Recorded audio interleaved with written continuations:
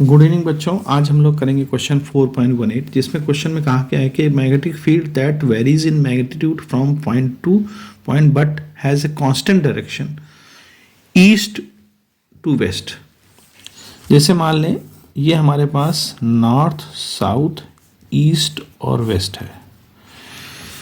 तो magnetic field कहता है that varies in magnitude from point to point but has constant direction from, यानी magnetic field जो है east to west constant direction में arise है, वहाँ चल रहा है, मतलब है, वेरी कर रहा है।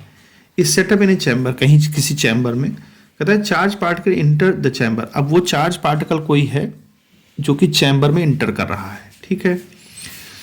कहता है विदाउट, मतलब travels undeflected along the straight path with constant speed. जब वो चार्ज पार्टिकल इंटर करता है चैम्बर में तो बगैर डिफ्लेक्ट हुए सीधे चला जाता है। कहता है कि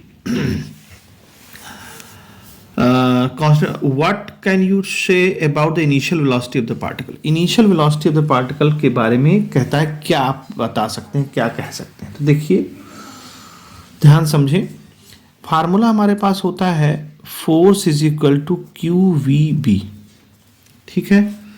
यहाँ पर फोर्स देखिए, अगर कोई चार्ज पार्टिकल चला जा रहा है बगैर चेंज किए अपनी स्पीड को कांस्टेंट स्पीड से, तो इसका मतलब उस चार्ज पार्टिकल पर नेट फोर्स क्या लग रहा है, जीरो लग रहा है, तभी वो कांस्टेंट स्पीड चला जा रहा है। अगर फोर्स लगता कुछ तो उसकी स्पीड में चेंज आता। अगर फोर्स नहीं लग रहा है, इसका मतलब ऐसा नहीं कि फोर्स वहां है नहीं, लेकिन वहां जो नेट फोर्स उस चार्ज पार्टिकल पर लग रहा है वो जीरो है, जिसकी वजह से उसकी स्पीड में कोई चेंज नहीं आ रहा है। वो तब हो सकता है जब वो या तो फील्ड की डायरेक्शन में हो, यानी कि फार्मूला जो हमारे पास होता है Q V B sine theta होता है, क्योंकि आपके पास मालूम वी क्रॉस बी होता है ना। तो वी क्रॉस बी को जब ब्रेक करेंगे तो वी बी साइन थीटा हो जाता है, ये आपको मालूम है, 11th पढ़ा है आपने। तो यहां अगर फोर्स जीरो है, नेट फोर्स जीरो है, तो थीटा की वैल्यू या तो जीरो होगी, क्योंकि साइन जीरो की वैल्यू जीरो होती है, तो फोर्स जीरो हो जाएगा, या फिर 180 डिग्री हो। कहने का मतलब या तो वो ईस्ट से वेस्ट जा रहा हो चार्ज पार्टिकल, या वेस्ट से ईस्ट जा रहा हो, एंटी उसके चल रहा हो, तभी उस केस में जो है इसकी स्पीड में चेंज नहीं होगा। तो आप लिख सकते हैं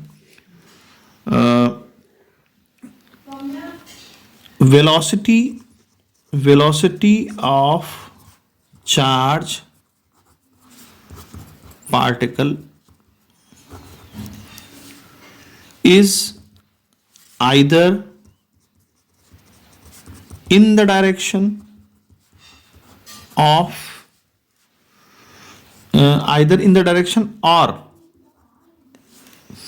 or anti-parallel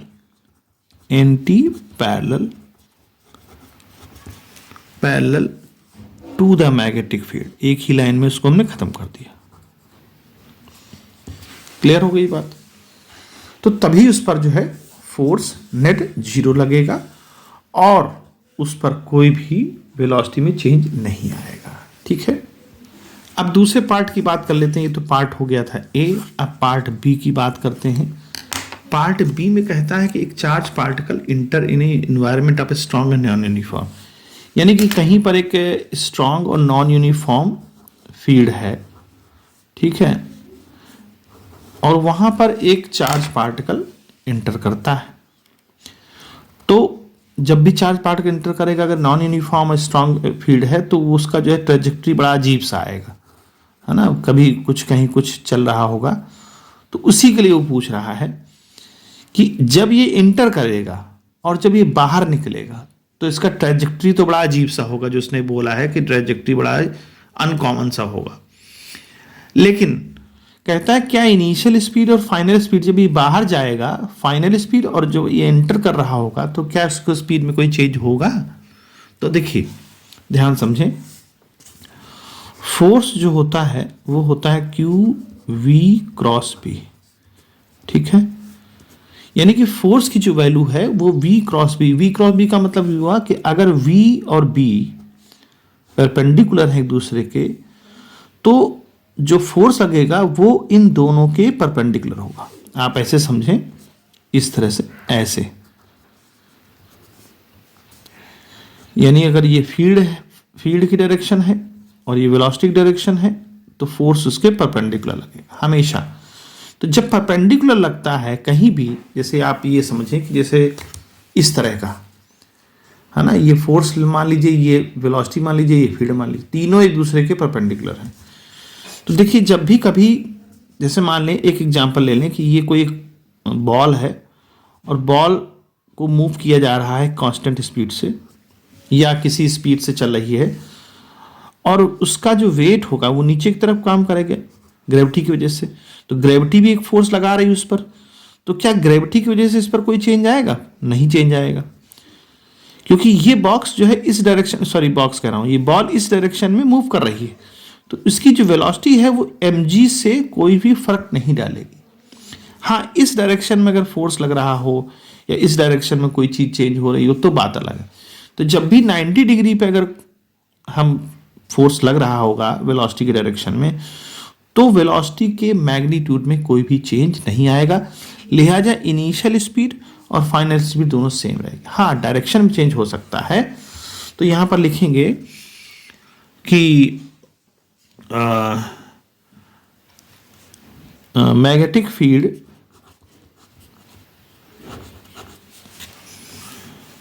can change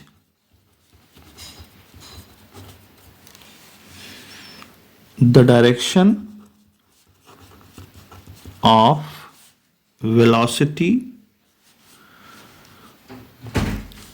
but its magnitude cannot change।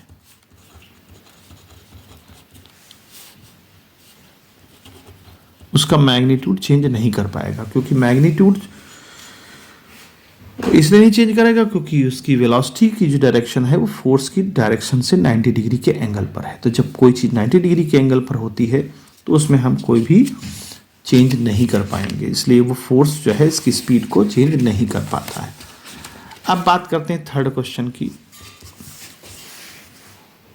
Third question में जो ये कह रहा है कि एक इलेक्ट्रॉन जो है, अब ये हम वेस्ट टू ईस्ट के लिए चल रहा है, ये वेस्ट मान लें, एक इलेक्ट्रॉन वेस्ट टू ईस्ट के लिए चल रहा है, और इलेक्ट्रिक फील्ड जो है हमारी नॉर्थ टू साउथ है। नॉर्थ इसको मान लें, साउथ ही इलेक्ट्रिक फील्ड, ध्यान रखिए इलेक्ट्रिक फील्ड। इलेक्ट्रिक फील्ड अगर यहाँ है नॉर्थ टू साउथ, यानी कि यहाँ पर कोई बड़ा सा पॉजिटिव चार्ज होगा और यहाँ बड़ा सा कोई नेगेटिव चार्ज होगा, तभी इलेक्ट्रिक फील्ड प्लस से माइनस तरफ चलती है। क्वेश्चन पूछता है कि, अब ये क्वेश्चन देखिए हम करते करते आपको बता देंगे क्या पूछा जा रहा है। जैसे ये इंटर करेगा तो चूंकि पॉजिटिव चार्ज यहाँ रखा हुआ होगा और इलेक्ट्रिक और नेगेटिव चार्ज यहाँ रखा हुआ होगा, चूंकि इलेक्ट्रॉन नेगेटिव होता है तो ये किस तरह से ट्रेजेक्ट्री बनाएगा, इस तरह से ट्रेजेक्ट्री बनाना स्टार्ट कर देगा, यानी ऐसे जाना शुरू कर देगा। इसका मतलब ये हुआ कि इस पर जो फोर्स, इलेक्ट्रिक फोर्स लग रहा है वो इस डायरेक्शन में लग रहा है। अब क्वेश्चन में कहता है कि इस इलेक्ट्रिक मैग्नेटिक फील्ड हम कैसी हो यहाँ पर, यानी मैग्नेटिक फोर्स। अब देखिए ये अगर हम चाहते हैं कि ये सीधा चला जाए बगैर डिफ्लेक्ट हुए, तो हमें क्या करना पड़ेगा, मैग्नेटिक फील्ड फोर्स इस तरफ लगाना पड़ेगा, यानी इस डायरेक्शन में मैग्नेटिक फोर्स हो, तभी इसके बराबर जब होगा तो ये सीधा चला जाएगा, कोई इसमें कोई अंतर नहीं आएगा, सीधा चला जाएगा स्ट्रेट लाइन में। तो यानी मैग्नेटिक फोर्स इस तरफ होना चाहिए। क्वेश्चन पूछता है कि मैग्नेटिक फोर्स अगर इस डायरेक्शन में है तो आपकी फील्ड की डायरेक्शन क्या होगी। तो देखिए यहां ध्यान रखना पड़ेगा आपको फ्लेमिंग लेफ्ट हैंड रूल। ठीक है, अब फ्लेमिंग लेफ्ट हैंड रूल क्या कहता है, आपने पढ़ा है कि अगर थंब फोर्स को रिप्रेजेंट करे और अपनी 4 फिंगर जो है फील्ड को बताए, ये हाँ, और मिडिल फिंगर जो है आपकी करंट को बताएगी, यही होता है। तो देखें जैसे मान लीजिए ये है हमारा, जैसे ये है, ठीक है। अब हमको इलेक्ट्रॉन, हम जानते हैं कि हमें फोर्स इधर चाहिए, जी हम जानते हैं कि जिस तरफ इलेक्ट्रॉन चलता है उसके अपोजिट डायरेक्शन में करंट चलती है। यानी कि हम क्या करें, इसको थोड़ा सा ट्विस्ट कर लेते हैं, इसको क्या करें कि करंट, देखिए ये है हमारी करंट की डायरेक्शन, तो ये करंट की डायरेक्शन हो गई इस तरफ, और फोर्स हमको किस तरफ चाहिए, फोर्स हमको चाहिए इस तरफ। देखिए ध्यान से देखें, फोर्स हमको चाहिए इस तरफ, ये देखिए अब हम अपने अंगूठे को नीचे कर रहे हैं, ठीक है, हमारी ये करंट की डायरेक्शन हो गई और फोर्स हमको इस डायरेक्शन में चाहिए।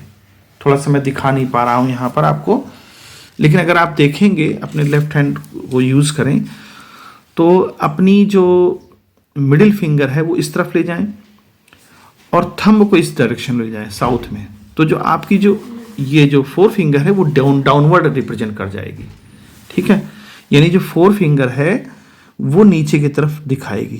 तो यानी यहाँ पर इस पूरी जगह पर फील्ड कैसी होनी चाहिए, डाउनवर्ड, इनसाइड द पेपर, ठीक है। ये तो आपको मालूम होगा कि कैसे लेफ्ट हैंड रूल लगाते हैं, तो आप लगा सकते हैं आसानी से। यहाँ थोड़ा दिखाना मुश्किल हो जा रहा है, तो नीचे की तरफ होगी, नीचे की तरफ यानी डाउनवर्ड टू पेपर। तो लिखना पड़ेगा अकॉर्डिंग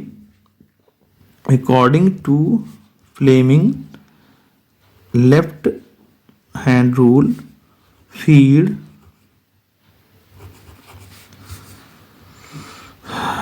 डायरेक्शन ऑफ फील्ड, ऐसे लिखें, direction of field must be inside the paper, यही यूं कह सकते हैं डाउनवर्ड, तभी वो अनडिफ्लेक्ट होकर के चला जाएगा। तो बहुत ही आसान है, सिंपल है। ओके बच्चों, गुड बाय।